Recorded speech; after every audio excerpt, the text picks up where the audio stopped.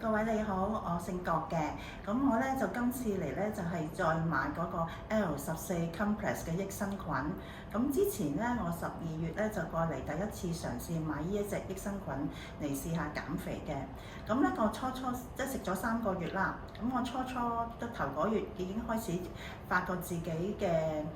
食咗呢隻益生菌嘅變化，就係譬如話排便嗰度暢順咗啦，咁排便嘅次數會多咗啦，佢會經過排便去溶解我身體裏邊堆積嘅脂肪，咁排出嚟。咁我已經食咗3個月㗎啦，咁應該嚟講咧就比我初時嘅165磅，而家去到158磅，都瘦咗7、8磅。咁因為只係做咗一個療程，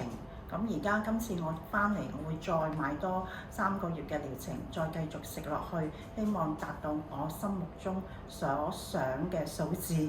因為經過嗰個便嘅排出啦，咁我就留意到有啲黃色啫喱狀嘅物體排出咗，咁我諗呢啲就係我身體裏邊堆積咗嘅脂肪。初時就唔係好多嘅，但係有陣時有1、2日咧就特別個量係比較多，咁我又感覺自己嘅身體嗰個變化就係嗰啲冇咁臃腫啊，鬆咗啊，啲衫又鬆咗，咁我覺得係脂肪排出嗰個結果咯。